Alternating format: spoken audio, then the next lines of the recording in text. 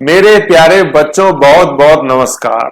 तो जैसा मैंने आपको बताया था कि बहुत ही जल्द अपन मिडिवल हिस्ट्री मध्यकालीन इतिहास शुरू करेंगे, तो वो घड़ी आ चुकी है। टन टन, है ना ये। तो देखो, अब देखो ये मिडिवल हिस्ट्री की अपनी फर्स्ट क्लास है। अब ये जो क्लास है ना, ये क्लास क्या है? ये क्लास एक यूं समझो कि ये एक पुल का काम करेगी। पुल कैसे? कि जो अपन एंशियंट हिस्ट्री देखते हैं और जो मिडावल हिस्ट्री देखते हैं, प्राचीन और मध्यकालीन इतिहास, चाहे वो राजस्थान का हो चाहे भारत का हो, है ना, ये जो क्लास आज अपन देखेंगे तो ये एक सेतु का काम करती है, एक पुल का काम करती है। कहने का मतलब प्राचीन इतिहास और मध्यकालीन इतिहास के बीच में, जिसको अपन पूर्व मध्यकाल बोलते हैं, उसका ये स्टार्टिंग फेज है ना। तो ये कॉमन क्लास है और ये सभी में अपने को हेल्प करेगी, चाहे आप इंडियन हिस्ट्री पढ़ो चाहे राजस्थान हिस्ट्री पढ़ो, ये ऑल इन वन क्लास है। ठीक है ना, क्योंकि राजस्थान भी इंडिया के तो पार्ट था, राजस्थान को अलग से थोड़ी आ गया।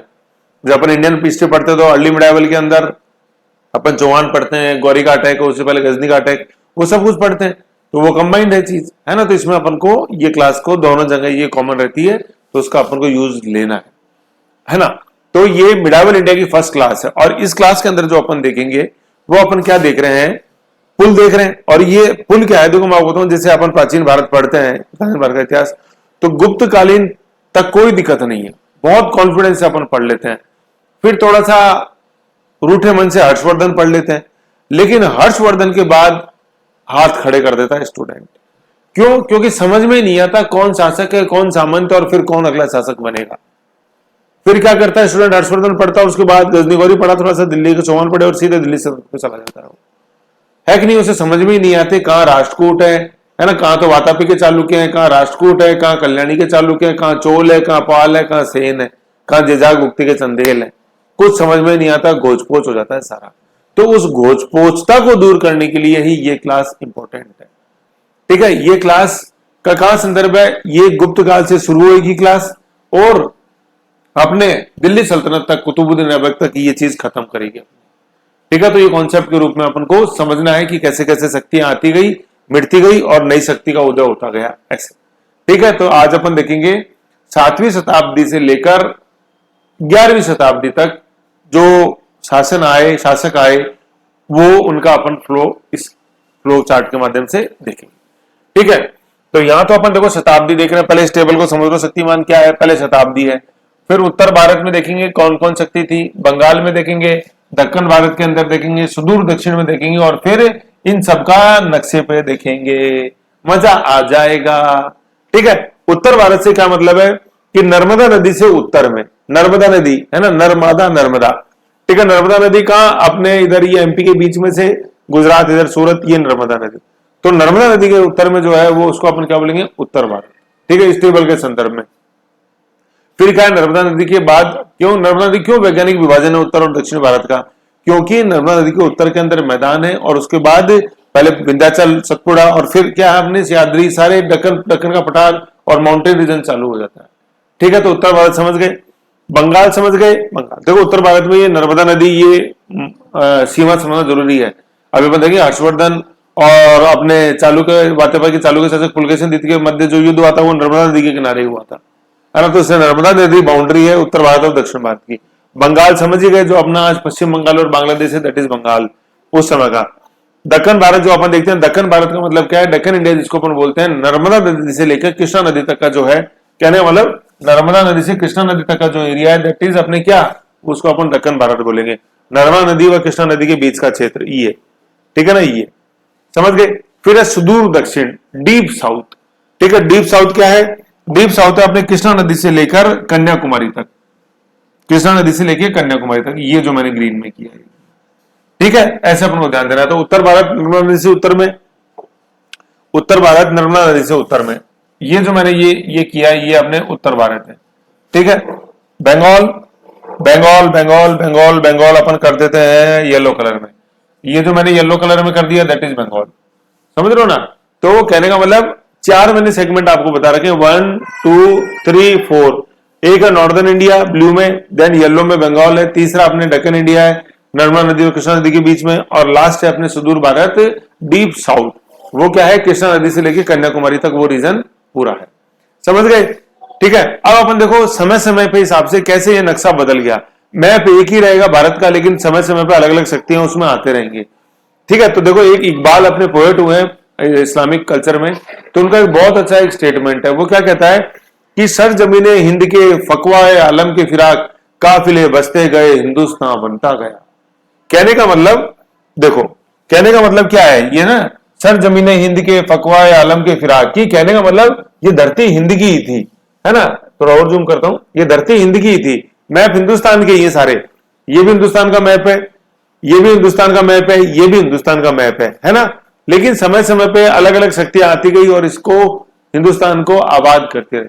तो सर जमीने हिंद के फकवाए आलम के फिराक, काफिले बसते गए हिंदुस्तान बनता गया। समझ गए ऐसे।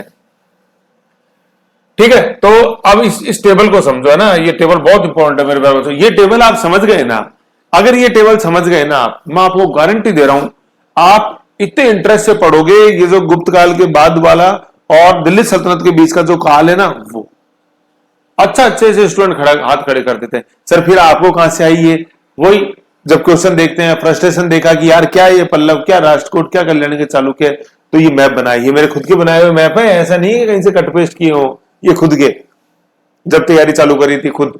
ये एग्जाम्पल यार देखो तो सही, इनको मैप पे बनाओ तो सही, ये खुद वैसे मैंने बताया मैप ला ला के काट काट के फिर छोटे कर करके ऐसे लगाए मैं ऐसे। तो खुद जब मेहनत करी थी 2003-4 के अंदर, ये वो चीजें हैं सारी स्टार्टिंग, जैसे आप चल रहे हो ना धीरे धीरे ऐसे चलना सीखा था ये। तो नींव मजबूत होनी चाहिए, फिर कोई दिक्कत नहीं है, कितनी भी मंजिला ले जाओ आप इमारत। ठीक है ना, तो ये है। अब देखो अपन ये कैसे चलेगा, देखो अब पहले तो रीजन समझ लिए, 4 रीजन। अब देखो 6वीं से 8वीं शताब्दी के अंदर देखो क्या सीन, क्या सिनेरियो था, कौन कौन शक्ति सीन में 6वीं से 8वीं। उत्तर भारत में अपन देखते हैं हर्षवर्धन, ठीक है। बंगाल में अपन देखते हैं गोंड शासक, गोंड, है ना। दक्षिण भारत के अपन अंदर देखते हैं चालुक्य, चालुक्य शासक। लेकिन चालुक्य कौन से, बादामी के या वातापी के चालुक्य। बादामी या वातापी जो प्रेजेंट बीजापुर कर्नाटक के अंदर, उत्तरी जो कर्नाटक है, बीजापुर कर्नाटक, घट प्रभा, माल प्रभा, ये जो नदियां हैं उसको अपन उस समय क्या बोलते थे, वातापी के चालुक्य, वातापी या बादामी के चालुक्य। ठीक है ना। इसमें जो इंपॉर्टेंट शासक हुआ दैट इज पुलकेशिन द्वितीय, जिसका हर्षवर्धन के साथ युद्ध होगा। ये सारी शक्तियां समकालीन है ना। 6वीं-8वीं शताब्दी के अंदर उत्तर भारत में हर्षवर्धन रूल कर रहा था, उसी समय समकालीनता में बंगाल में गौंड था, गौंड ब्राह्मण, गौंड शासक थे, ब्राह्मण नहीं सॉरी गौंड शासक थे। दक्षिण भारत के अंदर वातापी या बादामी के चालुक्य थे, जिनका प्रमुख शासक था पुलकेशिन द्वितीय।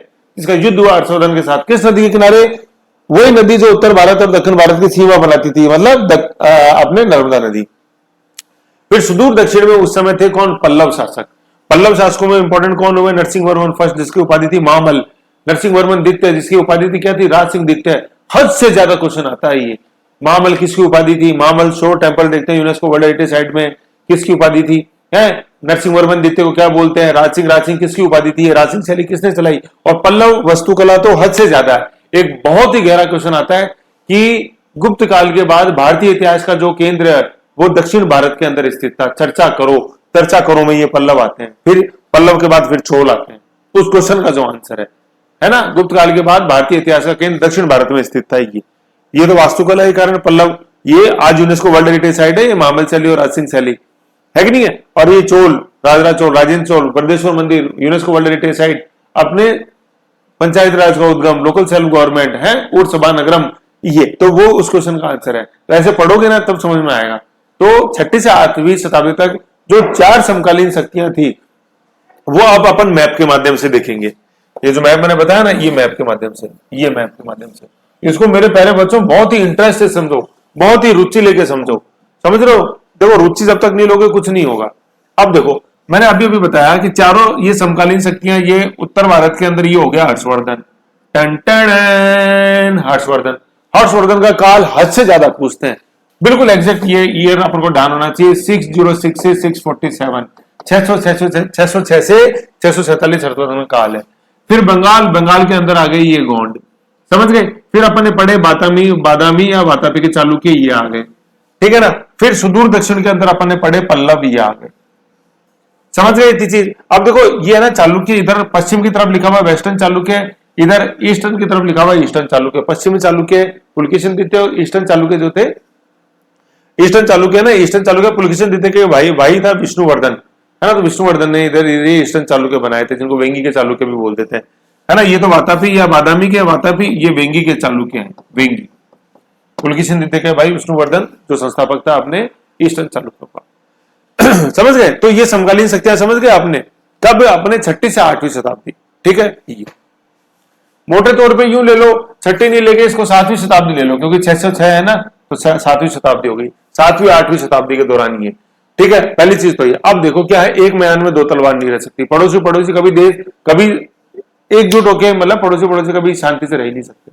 भारत ने जरूर, अपन ने करंट में देख रहे हैं कि पड़ोसी प्रथम की नीति, मालदीव को जहाज दिया, मतलब तेज गश्ती जहाज दिया, बांग्लादेश को 20 लोकोमोटिव इंजन देके दिए। 20 जुलाई 2023 दर्पण में अपन ने देखा 3 मैत्री अपन ने रेलगाड़ियां चला रखी है भारत बांग्लादेश ने। कौन सी? मतलब 3 गाड़ियां MBM, तो मैत्री बंधन और मिताली, है कि नहीं है। तो पड़ोसी अपवाद भी होते हैं, लेकिन ज्यादातर पड़ोसी शांति से नहीं रह सकते। अब पड़ोसी देखो, ये निकट पड़ोसी दोनों, है ना, हर्षवर्धन और वातापी के चालुक्य, दोनों में लड़ाई हुई नर्मदा नदी किनारे, उधर हर्षवर्धन इधर पुलकेशिन देते।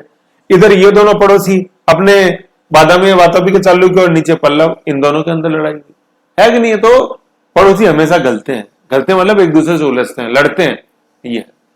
ठीक है, तो इसलिए ये तीनों समकालीन शक्तियां अपन को जानना जरूरी है। हर्षवर्धन, गौंड, वातापी या बादामी के चालुक्य, जिनको पश्चिमी चालुक्य भी बोलते हैं, और नीचे दक्षिण भारत के अंदर सुदूर दक्षिण में पल्लव।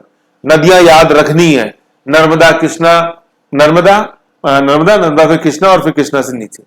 ठीक है ना, नर्मदा से ऊपर उत्तर, नर्मदा और कृष्णा के बीच में दक्कन, और नर्मदा और कृष्णा के बीच में दक्कन, और कृष्णा से नीचे सुदूर दक्षिण। याद नहीं रखोगे बहुत बड़ी दिक्कत हो जाएगी प्यारे। और ये मैं बता रहा हूं, बार बार बता रहा हूं, ये ज्वाइनिंग क्लास है, ट्रांजिशन क्लास है, संक्रमणकालीन जो आपका सिलेबस कराएगी, ये वो क्लास है। संक्रमणकालीन जो टॉपिक्स होते हैं, ट्रांजिशन, प्राचीन से मध्य में निकल रहे हो, मध्य से जब अपन मॉडर्न में चलेंगे, मध्यकालीन से, तो ये जो ट्रांजिशनल टॉपिक्स होते हैं बहुत इंपॉर्टेंट होते हैं। यही डिसाइड कर देते हैं कि आपको अगला टॉपिक समझ में आएगा कि नहीं आएगा। चलो, ये हो गया इतना, समकालीन समझ गए तीनों। आ जाओ बाकी डीप में पढ़ेंगे, हर्षवर्धन को अलग से देखेंगे, इधर ये वातापी के चालुक्य अलग से देखेंगे, वो नहीं, सब देखेंगे अपन, घबराओ मत। लेकिन अभी इनकी समकालीनता समझो, कंटेम्प्रेरीनेस है वो समझो। हर्षवर्धन काल 606 गौंड 560 से 750, बादामी के चालुक्य देख रहे अपन 610 से 750, है कि नहीं, पल्लव 565 से 840, तो है कि नहीं। देखो ये समकालीन कंटेम्प्रेरी दोनों। अब मैंने 6th सेंचुरी इसलिए लिखा था क्योंकि पल्लव देखो यहाँ आ रही है, तो 6 से 8th ही रहने तो ज्यादा सही रहेगा। ये गौंड आ रहे हैं 6th सेंचुरी के, हर्षवर्धन ही तो 600 से 47 7th सेंचुरी का, तो 6 से 8 ही रहने तो ज्यादा सही, मत करो उसको 7। ठीक है, ये है। फिर नेक्स्ट आते हैं अपन, नेक्स्ट काल है अपना 8वीं से 10वीं शताब्दी। ठीक है, अब देखो समकालीनों में 3, ये जो चारों समकालीन अपने पढ़े, उत्तर भारत, बंगाल, अपने दक्कन और सुदूर दक्षिण के अंदर अब कौन सी शक्तियां आ गई। तो देखो अगली जो शक्ति आएगी ना, वो क्या होता है, जैसे मान लो कोई आज राजा है, अब उसके जो अधीन जो है उनको अपन बोलते थे सामंत। ठीक है ना, जैसे ए व्यक्ति राजा, उसके अधीन जो सामंत है, जो ए का कहना मानता है, उस सामंत को अपन बोलेंगे बी। तो जब ए की शक्ति क्षीण हो जाएगी तो बी अपने आप को इंपॉर्टेंट घोषित कर देगा, हट जा ए साइड में होगा, पहले था मैं तेरा सामंत जब मैं कमजोर था, आज मैं खुद राजा हूं, बी बोलेगा। समझ गए। ऐसी बी जब राजा बन गया तो बी के सामंत सी, है ना, तो बी की भी एक दिन बैटरी कभी तो डिस होगी, बी की भी, है कि नहीं है। तब सी बोलेगा ए हट जा बी साइड में, नहीं है तो कोई भी राजा, आज सी सामंत जो पहले थे, आज सी राजा है। ऐसे फिर सी जब राजा बन जाएगा तो भाई राजा ही थोड़ी सारे प्रदेश संभालेगा, सी के भी सामंत है डी, तो सी की भी बैटरी कभी डिस होगी, तो सी के जब बैटरी डिस होगी तो डी बोलेगा ए सी हो जा साइड में, आ गया डी। ऐसे डी की भी शांत, तो ये जो कड़ी है ना, ये अनंत काल तक चलती रहती है, अनंत काल तक, आज भी चल रही है। कांग्रेस की बैटरी डिस हुई, मोदी आगे सीन में, ए हट जा साइड में, आज अपने सीन में, है कि नहीं है, ऐसे है। तो ये चीज है ना। तो अब देखो, तो ये मैं क्या बता रहा था, ABCD क्या समझे। उत्तर भारत में अपन ने देखा हर्षवर्धन को अब जो रिप्लेस करेगा अपने 8वीं से 10वीं शताब्दी में, वो उत्तर भारत में कौन आ गए, वो गुर्जर प्रतिहार आ गए। कौन आ गए, वो गुर्जर प्रतिहार आ गए, गुर्जर प्रतिहार। तो इसका मतलब क्या हुआ कि गुर्जर प्रतिहार हर्षवर्धन के सामंत थे, बिल्कुल सही समझा, यही तो मैं समझाना चाह रहा था। फिर अपन बंगाल में देखते हैं, फिर अपन बंगाल में देखते हैं, बंगाल में अपन देखते हैं कि पाल शासक आ गए गोंड के बाद, है कि नहीं है। तो बिल्कुल सही, तो पाल किसके सामंत थे, गोंड के सामंत थे, वेरी गुड। अब अपन देखते हैं जो अपन ने दक्कन भारत देखा था, दक्कन भारत में अपन देखे कौन आ गए, राष्ट्रकूट आ गए। और दक्कन भारत में पहले कौन थे, पहले पल्लव थे। इसका मतलब पल्लवों के सामंत कौन थे, राष्ट्रकूट थे। राष्ट्रकूट किसके सामंत थे, पल्लवों के सामंत थे। ऐसे फिर अपन सुदूर दक्षिण में देखते हैं चोल आ गए, तो इसका मतलब चोल किसके सामंत थे, चोल पल्लवों के सामंत थे। समझे कि नहीं समझे, वेरी गुड। ऐसे ये अपन ने 8वीं से 10वीं शताब्दी तक ये समकालीन शक्तियां देखी। समकालीनता का मतलब कहते हैं कि जैसे मैं इधर हूं उधर आप हो, तो अपन समकालीन है ना। अपन एक ही हवा में सांस ले रहे हैं, एक ही समय में, एक ही आकाश में अपन दोनों एक ही सूरज को फेस कर रहे हैं, तो वो समकालीन। ठीक है, तो ये चारों शक्तियां अपने अपने जगह में ये समकालीन थे। अब आ जाओ क्या देखना है, अब इसका मैप देखना है। ये मैप देख लो, आ जाओ। ठीक है ना, ये मैप अपन ने और जूम करूं, सर थोड़ा और जूम करता हूं ना, क्यों चश्मे का नंबर बढ़वाते हो।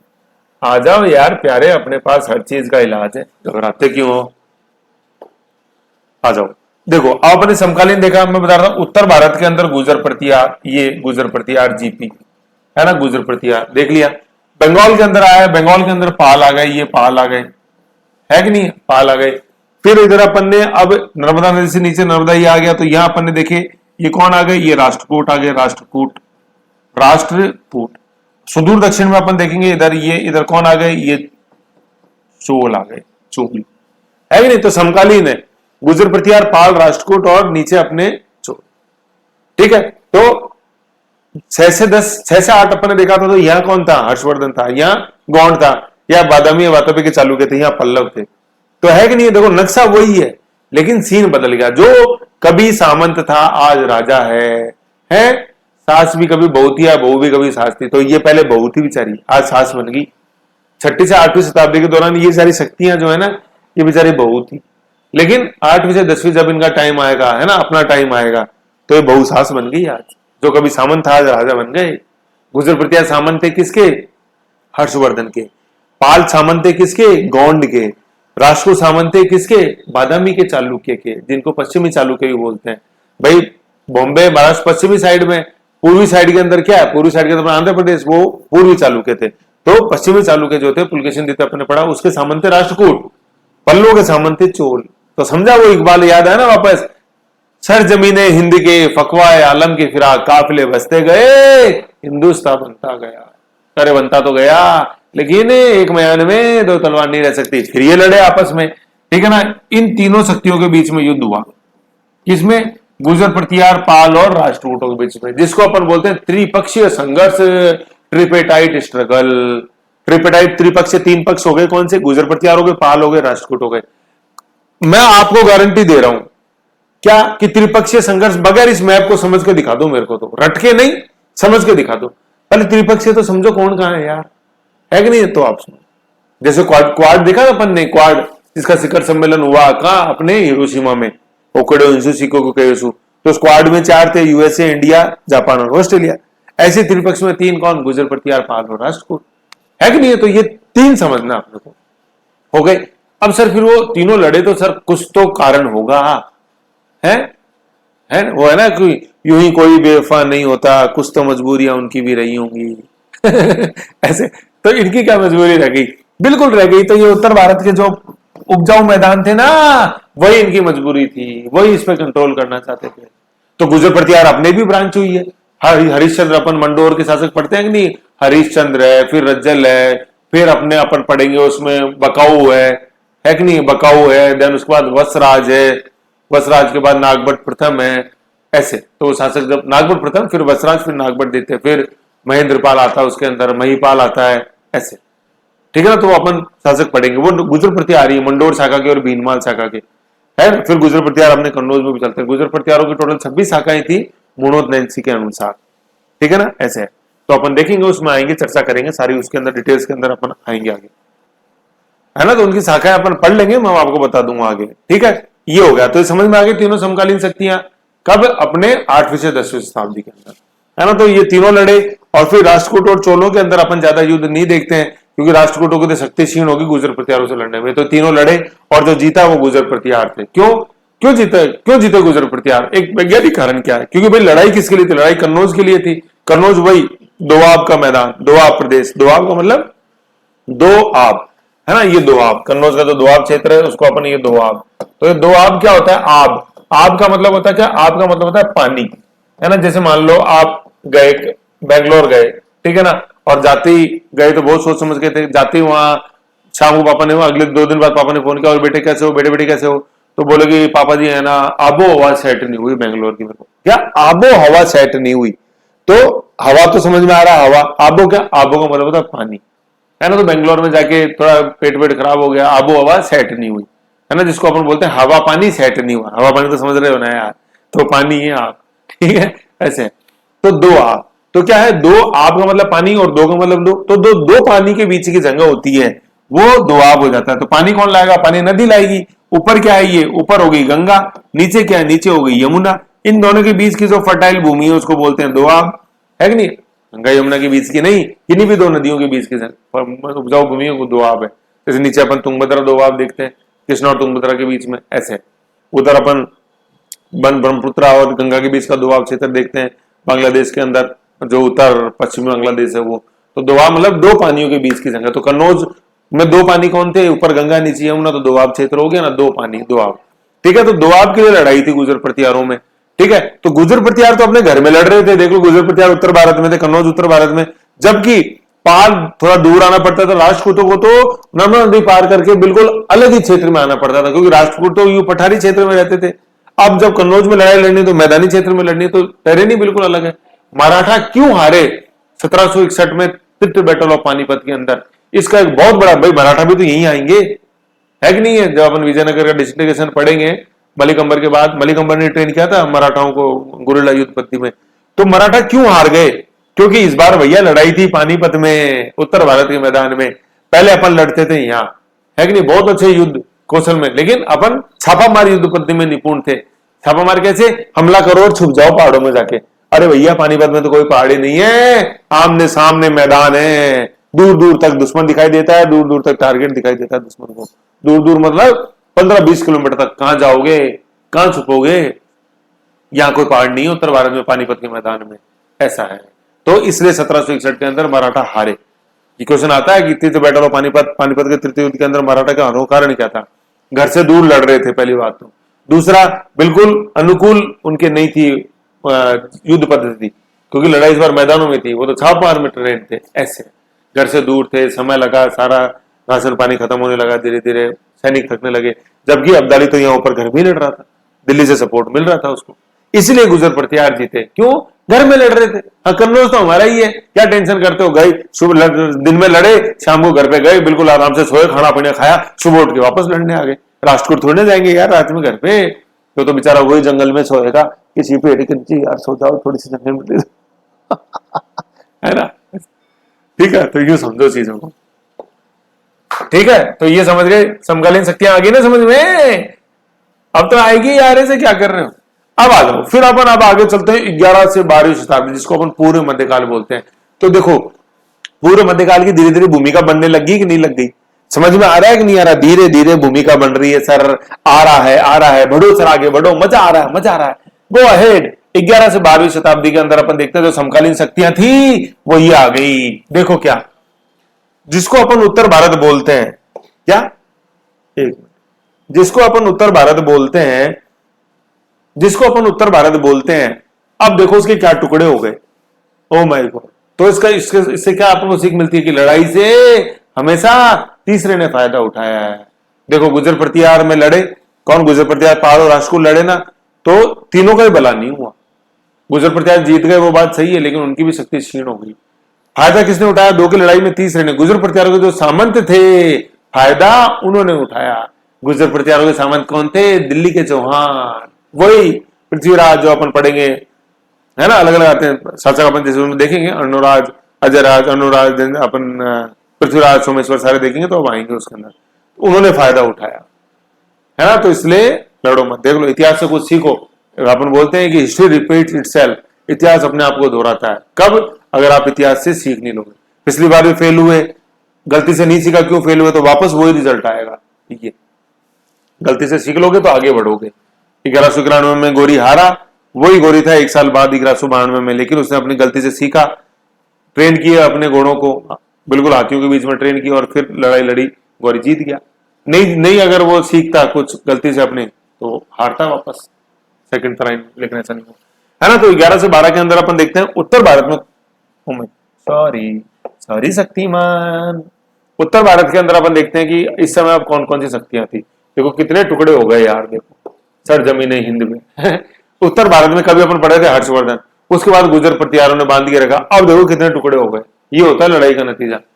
आ जाओ, तो अपन एक क्वेश्चन आता है कि गुर्जर प्रतिहारों में जो त्रिपक्षीय संघर्ष था ना, उसका क्या परिणाम, क्या महत्व है। तो ये परिणाम है उत्तर भारत का, देख लो टूट गया उत्तर भारत, है ना। एक ही क्वेश्चन आता है कि गौरी क्यों जीत पाया, दिल्ली सल्तनत की स्थापना में कौन से कारक थे जो दिल्ली मतलब जो इन्वेजर्स थे, मुस्लिम इन्वेजर्स थे, उनको सहायता मिली उसमें। तो ये कारण ये थे, त्रिपक्षीय युद्ध का एक बहुत बड़ा योगदान था उत्तर भारत को तोड़ने में। और वो जो फिर उत्तर भारत में एक जो पॉलिटिकल वैक्यूम आ गया, राजनीतिक शून्यता जो आ गई, राजनीतिक निर्वात जो बन गया, उस निर्वात ने इनवाइट किया दिल्ली सल्तनत। ठीक है, आओ तो देखो कन्नौज के अंदर जिसके लिए लड़ाई लड़ी वहां कौन आ गए, गैडवाल आ गए, जयचंद्र गैडवाल। ठीक है, तो इसका मतलब गैडवाल किसके सामंत थे, गुर्जर प्रतिहारों के। गुर्जर प्रतिहार किसके सामंत थे, हर्षवर्धन के। ऐसे एबीसीडी आ गई। दिल्ली में कौन आ गए, दिल्ली में चौहान आ गए, पहले तोमर थे फिर चौहान आ गए। मालवा के अंदर कौन आ गए, परमार आ गए, जिनमें एक शासक था भोज परमार।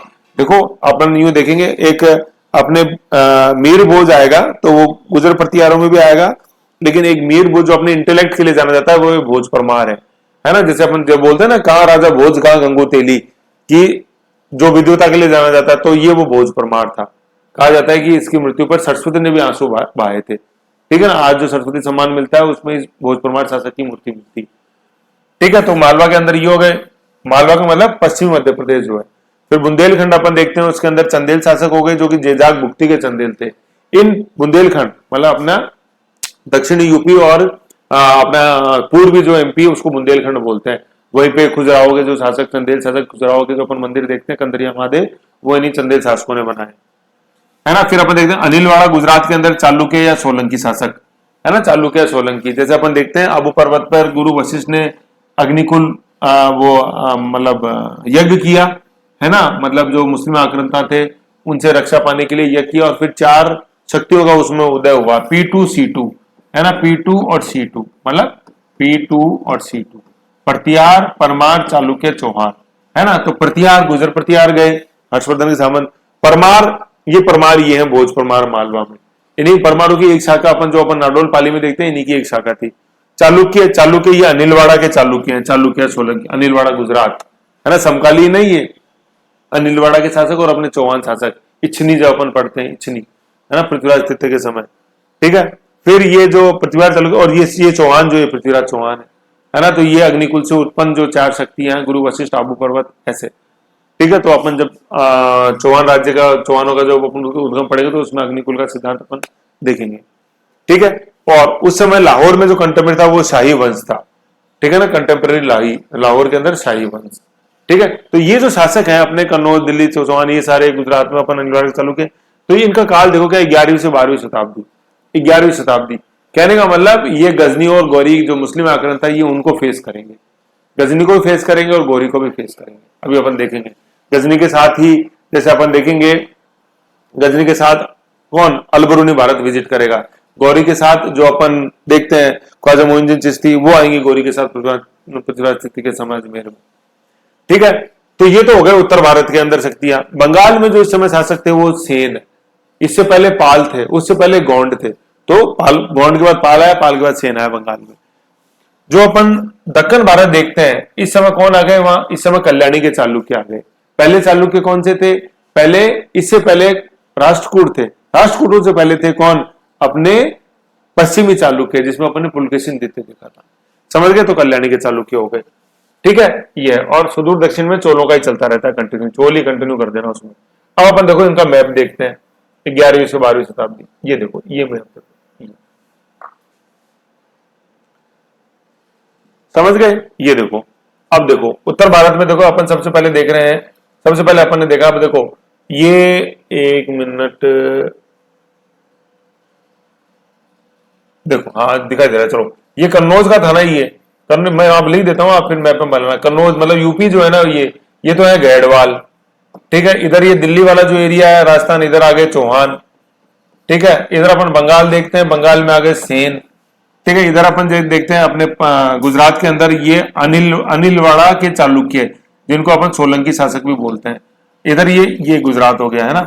इधर मालवा के अंदर अपन ये देखते हैं, मालवा के अंदर आ गए परमार, है ना, भोज परमार। कहाँ राजा भोज, कहाँ गंगू तेली, लिख लेना यहाँ पे। इधर अपन बुंदेलखंड देखते हैं, ये चंदेल, बुंदेला राजपूत, ये बुंदेलखंड। फिर ये अपने ये भाई नर्मदा आ गई, नर्मदा से नीचे दक्षिण भारत आ गया। तो यहाँ अपने चालुक्य, लेकिन क्या के लिखा हुआ है, कल्याणी के चालुक्य, है ना, जहां कभी राष्ट्रकूट थे। और दक्षिण भारत में इधर ये आगे चोल, चोल पहले भी थे, चोल यही कंटिन्यू होता है चोल का। तो देखो अब उत्तर भारत के कितने टुकड़े हो गए, यहां से यहाँ ये उत्तर भारत में देखो कितने टुकड़े हो गए। गैडवाल, कन्नौज में गैडवाल, बंगाल में सेन, दिल्ली राजस्थान में चौहान, गुजरात में अनिलवाड़ा के चालुक्य या सोलंकी शासक, मालवा में परमार, बुंदेलखंड में अपने जिजाक भुक्ति के चंदेल। दक्षिण भारत के अंदर अपन देखते हैं तो कौन, कल्याणी के चालुक्य। और सुदूर दक्षिण मतलब कृष्णा से नीचे कौन, अपने चोल। टुकड़े हुए कि नहीं हुए? कारण क्यों ये उत्तर भारत के इतने टुकड़े ही है भाई? उत्तर दक्षिण में तो अपन टुकड़े देखते हैं, लेकिन उत्तर भारत के टुकड़े क्यों हुए? क्योंकि त्रिपक्षीय युद्ध का परिणाम है ये, है कि नहीं? तो गुजर प्रतिहारों के सामंत थे ये सारे। कौन है? सारे ये, चाहे वो गैडवाल हो कन्नौज के, चाहे वो अपने चौहान हो, चाहे ये अपने अनिलवाड़ा के चालुक्य हो, चाहे भोज परमार हो अपने मालवा के, चाहे अपने जिजाक भुक्ति के चंदेल हो बुंदेलखंड के, सब सामंत थे।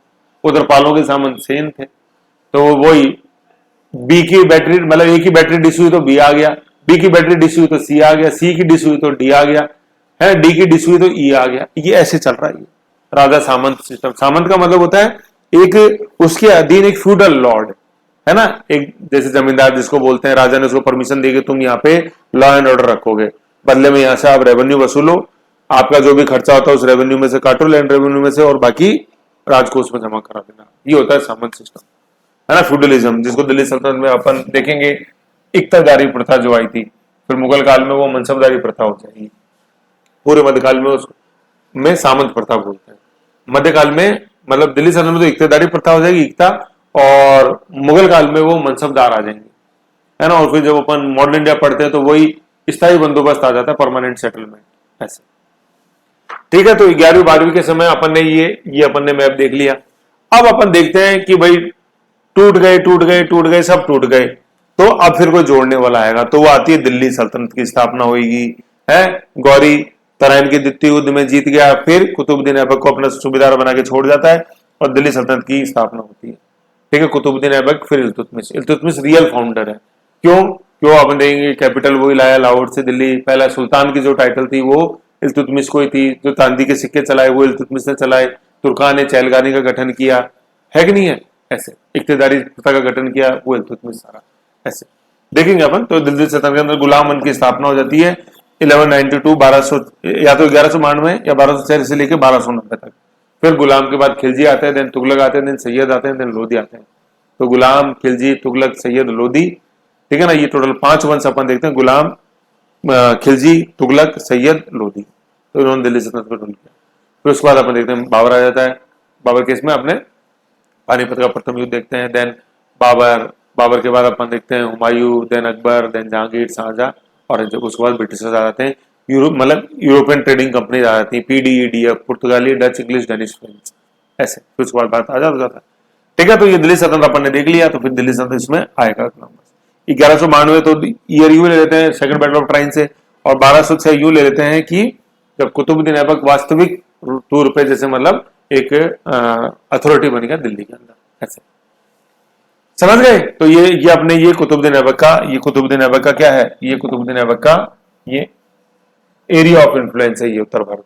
तो देखो टुकड़े हो गए थे ना, अब इसने उत्तर भारत को जोड़ने की कोशिश करी। पहले तो कन्नौज का मैदान जीतेगा, दिल्ली जीतेगा, ऐसे। तो अजमेर जीत लिया, अजमेर पूरा जीत लिया कुतुबुद्दीन ऐबक ने। भाई पृथ्वीराज चौहान तीतर के लड़के गोविंद को हटा दिया, गोविंद गए रणथंभौर, और फिर अजमेर उनके पास आ गया कंट्रोल में, किसके, कुतुबुद्दीन ऐबक के। तो ऐसे ही मैप समझ रहे हो। तो देखो ये मैप जो है ना मेरे प्यारे बच्चों, ये मैप ध्यान में रखो। देखो इसलिए मैं कह रहा हूं खुद बनाओ ऐसे मैप।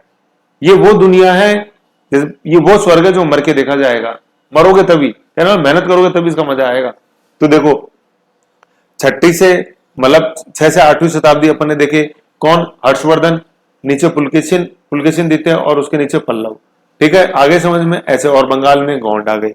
फिर ये 8वीं शताब्दी 8वीं से 10वीं मैप बनाओ, गुर्जर प्रतिहार, पाल और राजपूत, त्रिपक्षीय संघर्ष आएंगे सारे। त्रिपक्षीय संघर्ष में राष्ट्रकूट देखो शासक आएंगे, कृष्ण प्रथम, कृष्ण द्वितीय, तृतीय है कि नहीं, ध्रुव, ये देखो शासक में आपको बताऊं, ये देखो राष्ट्रकूट, कृष्ण प्रथम, ध्रुव, अमोघ वर्ष है कि नहीं, जैन शासक बहुत कुछ नाते हैं अमोघ वर्ष के, कृष्ण तृतीय, लास्ट तीसरा और फाइनल चरण था अपने अपने इसका त्रिपक्षीय संघर्ष का।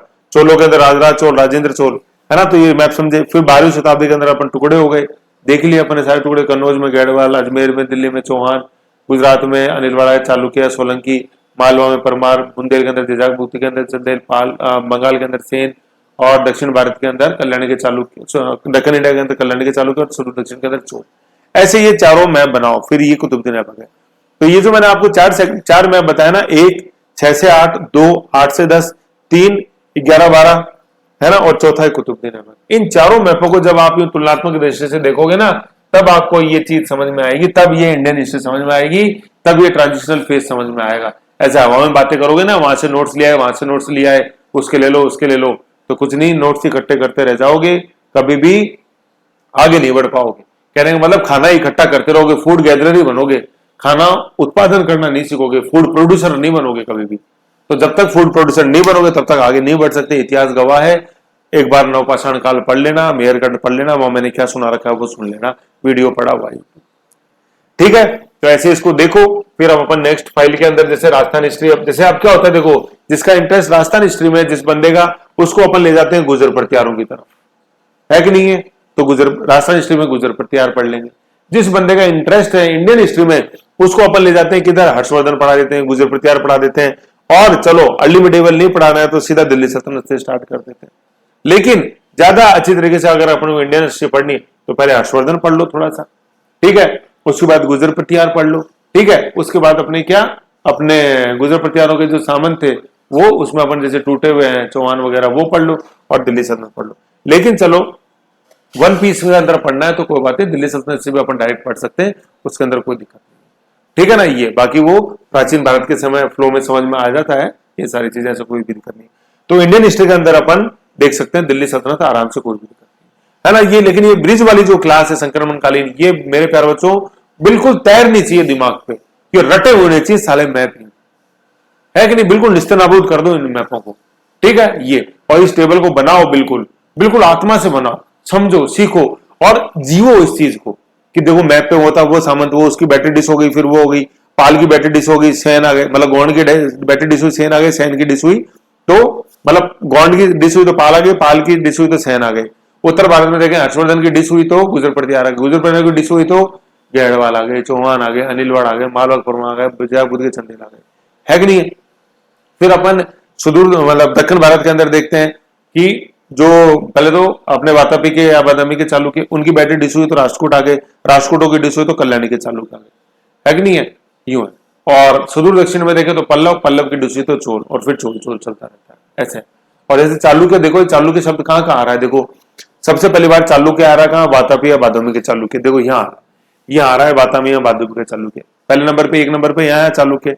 फिर दूसरा अपन चालुक्य पढ़ते हैं कहाँ, अपने अनिलवाड़ा के चालुक्य, है ना, जिनको सोलंकी शासक बोलते हैं, दो आ गया चालुक्य, है ना। देखो यहाँ पे दो चालुक्य पढ़ लो आप, एक तो बादामी के चालुक्य जिनको पश्चिमी चालुक्य, दूसरा पूर्वी चालुक्य वेंगी के चालुक्य, है ना, पुलकेशिन द्वितीय का भाई विष्णुवर्धन, ठीक है। तो दो चालुक्य तो यहाँ हो गए अपने वातापी या बादामी के, और दूसरा वेंगी के, वातापी की पश्चिमी और वेंगी के पूर्वी, दो हो गए, एक और दो। तीसरा चालुक्य आ गया अपने ये अनिलवाड़ा के चालुक्य, ठीक है ना, तीन हो गए। चौथा चालुक्य आया कल्याणी के चालुक्य, ऐसे टोटल 4 चालुक्य, ठीक है। तो अपन को ध्यान में रखना है, ये चालुक्य मत कर, चालुक्य शासक, अरे चालुक्य शासक कौन से आ रही है तो बता। वातापी वादामी की बात करेंगे तो पल्लव की, वातापी बात करेंगे तो पुलकेशिन द्वितीय की बात करेंगे, जिसका युद्ध हुआ हर्षवर्धन के साथ नर्मदा नदी किनारे। वेंगी के चालुक्य की बात करेंगे तो विष्णुवर्धन की बात करेंगे, जिसको पूर्वी चालुक्य भी बोलते हैं। कल्याणी के चालुक्य की बात करेंगे अपन तो यहाँ तिलकदित्य आएगा खास तौर पर, यहाँ कल्याणी के चालुक्य अपन पढ़ेंगे, है कि नहीं है। और अनिलवाड़ा के चालुक्य की बात करेंगे तो वो अपने गुजरात के आएंगे, जिनको सोलंकी शासक भी बोलते हैं, है ना। गजनी ने रेड करी था, अपन पढ़ेंगे भीमदेव फर्स्ट सेकंड, ऐसे सोमनाथ। कल्याणी के चालुक्य में अपन सोमेश्वर आएगा, ये पढ़ाना सोमेश्वर प्रथम, ऐसे, ठीक है। ऐसे इस मैप को देखो, मजा आ जाएगा, मैं बता रहा हूं। उसके बाद आप इंडियन हिस्ट्री के क्वेश्चन उठाना, मध्यकालीन पूर्व मध्यकालीन इतिहास है ना, वो कल्चर की दृष्टि से बहुत इंपॉर्टेंट है। उसके बाद आप कोई भी टॉपिक उठाना, मजा नहीं आए तो मुझे बता देना, फिर वो क्वेश्चन जो है ना कि गुप्त काल के बाद भारतीय इतिहास का केंद्र दक्षिण भारत में स्थित था, चर्चा करो, है कि नहीं। तो अपन उसमें दक्षिण भारत में राष्ट्रकूट भी पढ़ेंगे, है कि नहीं। किस फर्स्ट ने बनाया हुआ वहां एलोरा मंदिर, जो रॉक कट टेम्पल है, एलोरा टेम्पल, आज यूनेस्को वर्ल्ड हेरिटेज साइट है।